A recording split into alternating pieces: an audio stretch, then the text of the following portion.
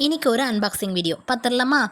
இந்த வீடியோ வந்து பார்த்திங்கன்னா நிறைய காலேஜ் கேர்ள்ஸுக்கெலாம் வந்து யூஸ் ஆகும். என்னன்னு பார்த்தீங்கன்னா நெயில் எக்ஸ்டென்ஷன் தான் வாங்கியிருக்கோம். நம்ம மீஷோவில் தான் வந்து வாங்கியிருக்கோம். ரொம்பவே வந்து சூப்பராக இருக்குது. காம்போ பேக்கில் தான் வாங்கியிருக்கோம். பட்ஜெட் வைஸில் பார்த்திங்கன்னா ரொம்ப ரொம்ப கம்மி. நம்ம சலூன் பார்லர்லாம் போனீங்கன்னா ரொம்பவே அதிகமாக இருக்கும்.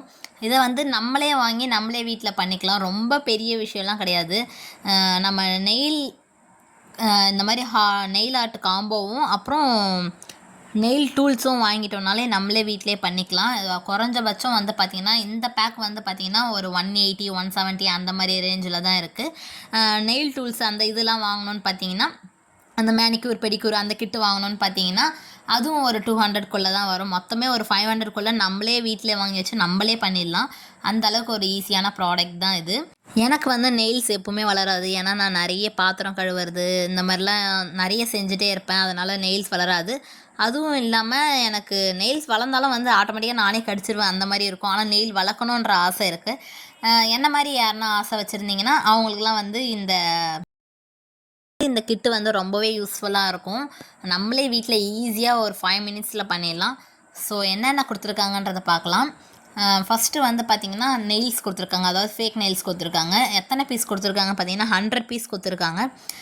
10 சைஸில் வந்து நம்ம விரலுக்கு ஏற்ற சைஸ் மாதிரி நம்மளே வந்து பார்த்து வச்சுக்கணும். அந்த மாதிரி ஒரு சைஸ்லேயும் வந்து 10 பீசஸ் இருக்குது. மொத்தம் 100 நெயில்ஸ் இருக்குது.